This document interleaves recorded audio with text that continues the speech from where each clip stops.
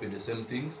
Someone will go on a show where she or he is going to be abused by a certain presenter. I don't know whether that's presenting or not. I don't know. But he or she gets abused, and they are very much relevance. There is an upcoming concert. So anything to keep you in the news works for people like Chameleon. So I don't really believe that that young man was beaten up by Chameleon's boys. I've tried looking into it, and when that happens, it picks up, it gives another one still more relevance. Is that, oh, Chameleon said now it's like, oh yeah. For him, he loves that. He loves that, and he misses it actually. He misses an artist who can always defy him. There's a video circulating on social media of Chameleon next to Fangon Forest's gate. Kuba yagamba nti waliwo yabakyalira ne mwekweka kati omutufu agenda bakyalira. So there's a video that is circulating on social media. Why do you think he did that? I'm psychological. Chameleon loves drama. It keeps him in the news. The truth of the matter is, he has also another a new song, and he wants you, by the time the song comes out, he wants you to have the picture of a chameleon in front of you. You understand? So it's not, so the song will not struggle a lot. He knows these games. He's played them, and these young boys are just playing into his pocket. But they know. Is it still worth? What gauging his brand? Is it still worth having discussions of Chameleon alien skin? Let us be honest. I think I was having a discussion on with someone on a show last week, and we were talking about the biggest trending songs for female artists, and there were actually 5. Actually, not just female artists, but in Uganda. In Uganda, there were 5, and one of them was Sumani for Cindy, then Shiba, then Awadi. Then two spaces were taken up by someone. People claim doesn't know how to sing, and it's true, she's not a musician, but happens to be from Fangon Forest. You understand? So we see 2 artists from an artist from Fangon Forest who has 2 trending songs, and yet people believe actually she cannot sing. So if you are looking for relevance, you don't need to look for musicians. You just need to look for people who are training. These days, it's how it works. And apparently, Fangon Forest has 2 of the 5 top songs in Uganda at the moment. So there is Kapati.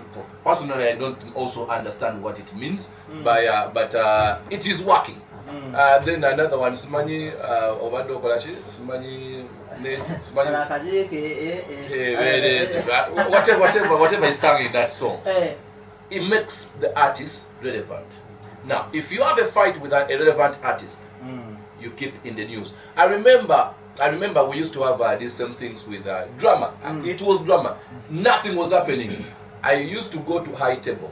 There was a time of High Table. Ready and Whistle. There was time of High Table. For me, I used to go there. I think you were still young. But I used to go at High Table, and that was a place where artists used to be. Point of correction.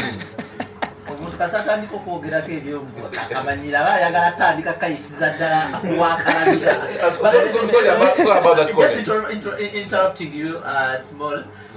We've joined by an artist called Musik. Who will also be given an opportunity to have a word on this discussion because it's about the industry and is in the business. But continue with your submission. Sorry about posting other comments. I retract it. The thing about High Table is that we used to see real fights and dramatized fights.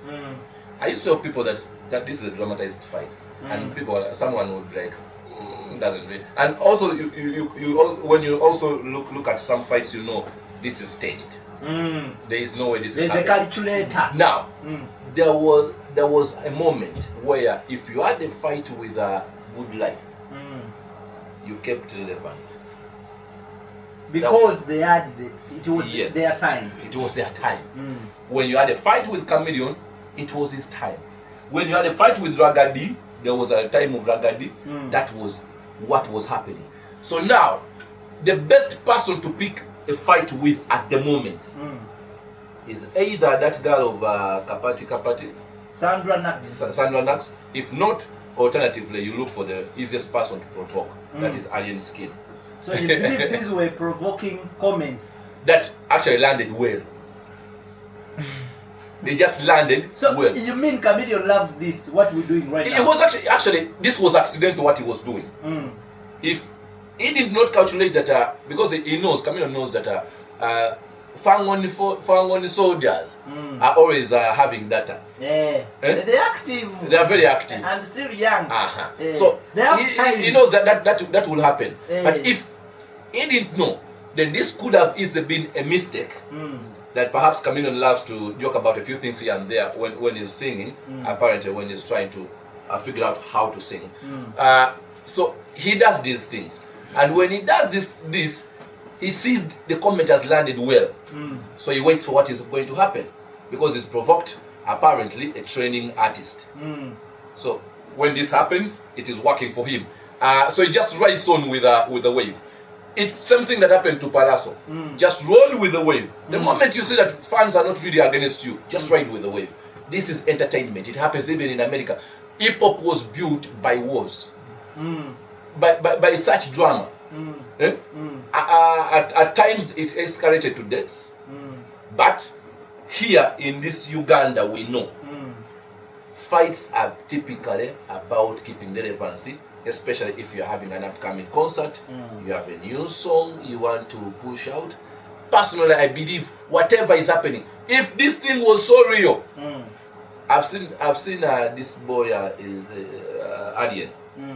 He's one that hates to keep quiet when his name is being talked about. Whenever I talk about him, he hates to keep quiet. Why? For him, he mastered the game of staying in the spotlight. Now, if this was something that was really, really real, Alien will be talking right now. It's what I believe. But I believe this is simply riding into Chameleon's favor, whatever is being done. But it's not a war. It is just something that was dramatized. Moon music. Please pull the microphone to yourself. Chigenda maso chiraba as an artist. Mu ango y'omuyimbi kiyambira wa industry. Say ugiyamba twetaaga competition zizo mu ngeri oba wekiba tekyo competition tugyetaaga ate wano batuleetedde omupiira ffenna wetugwagalira nti mu kaseera nga obululu bungi kino na kino tubale tulina nnyo kyetutambulirako naye kati baagutuleetedde omupiira ffe tugwagalira. Let us talk music n'ebikwatagana ku ndongo. So it's a distraction from politics. Bade batuwambyeko nnyo batuweemuko.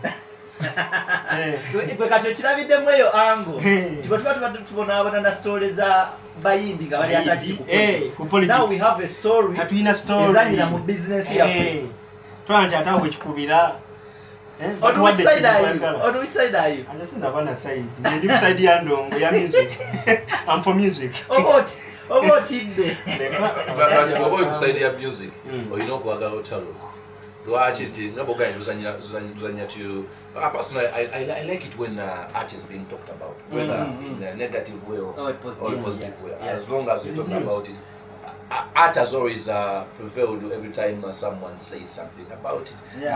We saw the moment we stopped talking about comedy, disappeared. The moment we stopped talking about Luga flow, disappeared. Like when we stopped talking about something, just disappears. So whichever the reason, as long as you keep to talk, we're good. Mr. Passe, as you say bye-bye to us, which team is coming? Arsenal? Arsenal, not even Forest. I'm just left with 30 minutes on air. Let me use them with more music to discuss. Ngamukendo musajja sports tumute naye musoke muwulire muko oluyimba olwaletedde anko wange Mayanja ebivumo byaliko ku social media kati. Nkujusanga tukimanyi zibula gye nkolera newuula okukuwa amasanyu gw'omutima n'oguwa amabavu ebyo by'okola osusiza obuluvu bw'otakyusaamu tubunya obuwemu okunsunasuna mama okunsunasuna gwe I think I've ever heard of this song. N'oluyimba nali nduwuliddeko oba nawulira lulala. Let's talk about this song. Okunsuna wali oyimba ki wali otegeeza ki? Butabanguko maka. Twasalawo tuyimbe ku bibiri ewammwe mayumba nga mwekwese. Tumuzigyamu.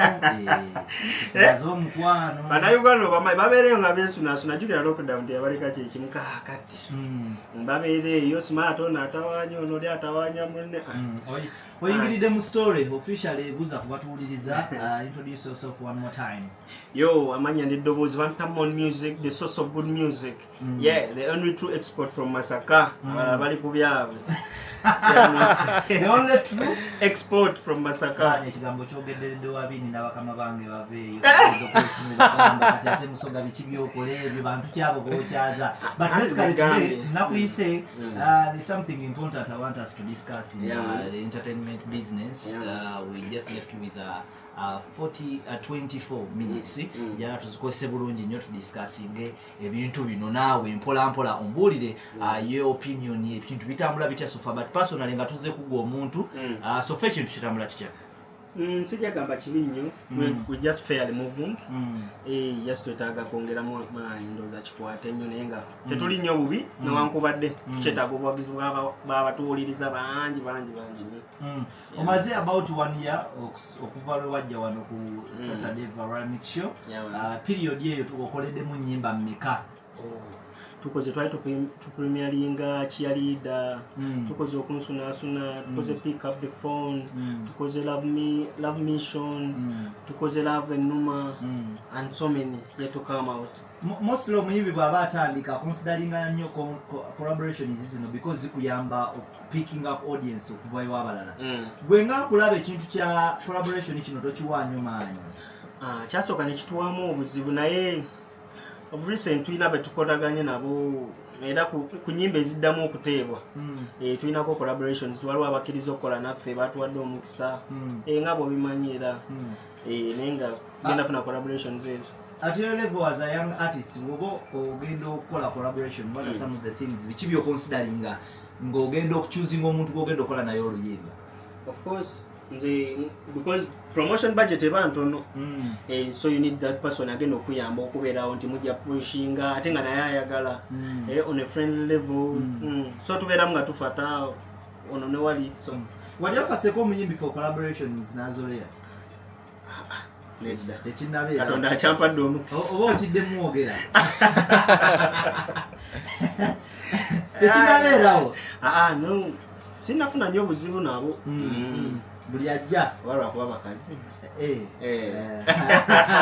By the way, there's a video on social media gyenalabye nga chicken ayina gy'akusetting era ne ngamba kati mu music ikoze tulimu bamekano babiri basatu bana tugenda kuserena oluvaano n'emmotoka yange ndowooza yeetagamu amafuta si yeetagamu amafuta ate producer kasita ayogera n'emmotoka yeetagamu amafuta impression kibyo ne chicken eryetya chicken tetulina buzibu just enkwatagana nnungi naye just ayagala nnyo ebyokunjokesa akusetinga ampita big boss.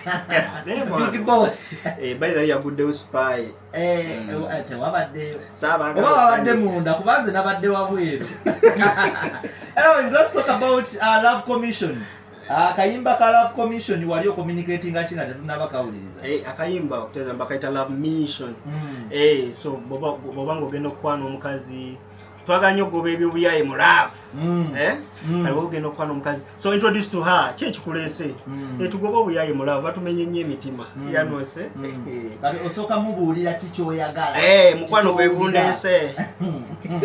Ladies and gentlemen, let's listen to this. When we come back, we still have a lot of things to discuss about with Moon Music. He's a brother from another mother. Please, if you have a smartphone with you right now, you can of course go on social media, go on YouTube, Moon Music, Moon with M-O-N, and then Music with M-U-S-I-K. You can search about him. He has some videos on YouTube. You can go check it out. Magic 100 FM is what you're listening to. Sports and music is our life. Gamba mujasi wo omuranyi wo nali netaga lesson towoneka you got the kind of attraction ekuzi radio bakuwenga muzi mentions wata commission osana kufuna permission yegwa kulila balavu commissioners don't give my attention, yeah. You know love is my mission.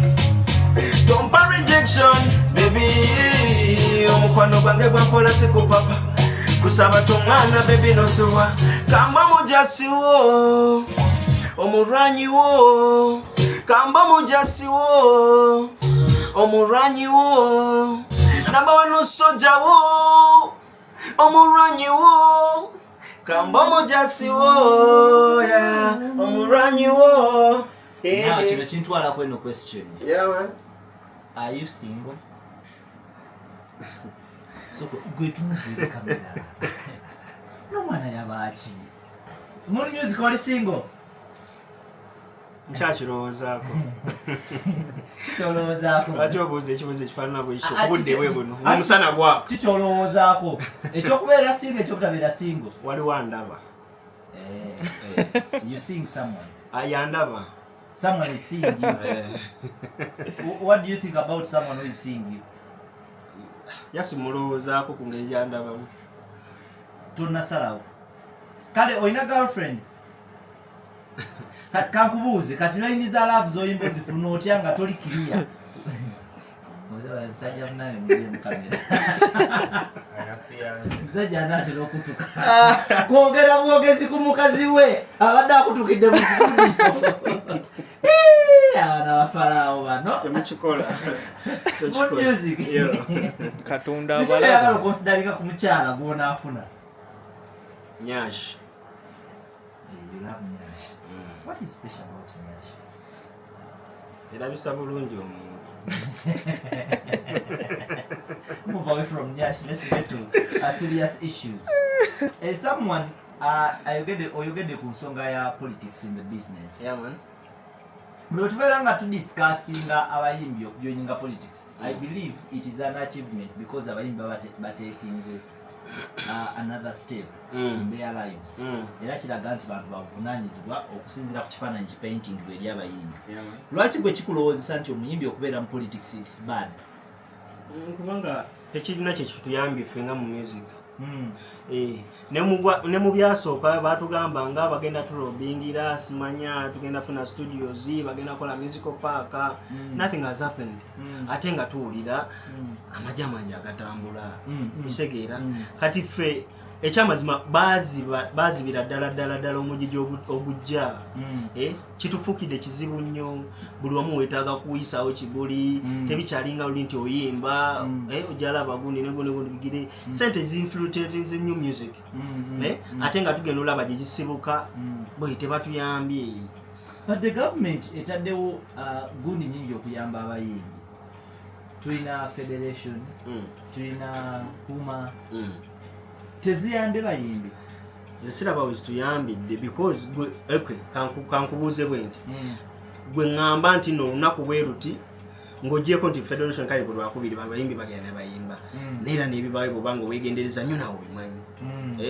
Gwe ŋŋamba nti uma ekwatagana ku muyimbi nti kale waliwo project bweti y'abayimbi abatandika bwekiti program bweti y'abayimbi abaluddewo bwekityo bwe ŋŋamba nti no kiriwo ekityo bagayi tetubafunyeemu.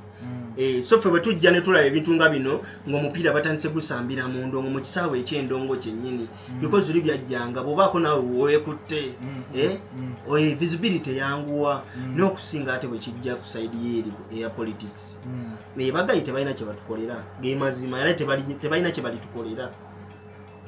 Ekitegeeza abayimbi betusindika ne bagenda batuuka eyo ne beefaako bo ng'abayimbi ne balemererwa okumanya gye bavudde. Bwe ŋŋambaayo just omumu just saamenya nnyo manya g'abakulu bange abo ne gwe ŋŋambaayo omuntu bwe yagenda bwe wati wavaayo bwe kiti kyagasa bwe kiti abantu kyagasa bwe kiti abayimbi ne industry. Tulina presidential advisor Eddie Kenzo agezezaako okulobinga nti kati copyright bali mu gyamendinga bagiteeke mu layini wemusobola ofuniramu ng'abayimbi. Diyo yannyonnyola kyagoba saamuyisaamu mu maaso mukulu wange naye sensitization eriwa kale ffe abakola music tetunaba kumanya nnyo tetunamanyikibwa nnyo experience si nnene initiative ziriwo ezo ze bateereddewo abayimbi abatandika n'ababaddewo bangi abatabitegeera baba sensitizinze batya tunno okumanya ki kye balina okukola n'okwetegeka like kaŋŋambe leero baliyisiza what next about 30 billion zigenda kuba ziyingira mu art business kuva mu parliament kyali tabled in the parliament sente zino bazikonfirming zigenda kujja olowooza sente zino zinayita mu mitendera ki this is a national broadcaster nkakasa tulina ba ministers ba members of parliament abatuuliza right now gwe ng'omuyimbi oyinza ku advising nti zo sente zalitambudde zitya okusobola okutuuka ku muntu ku muyimbi oyo wa wansi government gwe yagala okuyamba kakati government etugenda kujibulirayo ngeri gyegenda kukolamu kubanga government is a structure of people so bayina abantu bayina ebitongole buli kumutendera nga bwe gulina otambula so tetugenda kudda abantu bagamba nti ate muziise wana ate muziise ekyo bakimanyi naye ensonga eri bweti zigenda kukola ekyo kye zirina okukola ffenna tuli mu Uganda tusobola okulaba so my question is kati tukoze tutya zikole kye zirina okukola of course enforcement government erina ovaayo n'omukono gwa gwa kyuma okugoberera ensimbi yo zeeta nti zino zetwafulumya sofa zikoze eki accountability demand accountability niye ebintu bingi sente zifulumye nnyo zigenda mu industry zigenze wano zigenze wali but zikoze eki have you demanded for accountability ebyo bangi nnyo ffe tubeereeyo mu mboozi abayimbi bangi balina obulumi balina obulumi just a few abavaayo ne boogera ate nga ne booyogera ebisa ebisinga era it's just a few ffe tulina kuba gwe mulimu gwe tumanyi ebirala byonna tubirekere Katonda kale plan kize tulina omwaka guno tusigaze dakika 2 owa sports alina okuyingira Arsenal bagituge simanyi wagira tiimu ki bagenda gikuba jabulira mu kabiri ne bana buli avaayo akuba Arsenal waliwo wentuse wano n'agamba angambye musoga yangu okola we want to thirota Arsenal amba kati Arsenal yafuka cheko eringa Manchester kipe cheko okuye kumusuwa kwenye omwaka guno plan size tulina so fera tetujja basuubiza bingi abawagizi baffe just tugenda bawa music kuba gwe tumanyi gwe twasigaza okukola tugenda bawa music era nga n'olunaku olwaleero n'oluyimba lwange olwenjaga bawulirizeemu tugenda premieringa baluyita Love Enuma eyo story inako yava naye Love ekuluma wena we yava naye weemanyi kyokka ate nkubuuziza ku Love ng'ate byogera tebigata ate gwe kenyini ogamba Love ekuluma bannumya Love saabayirawo mubiri yano waliwo ababikola Magic 100 FM Saturday Variety Mix Show. My name is Musoga. I'm just left you with 1 minute on air. Let's drop this from Moon Music. The song is called Love Enuma. Yeah. Enuma.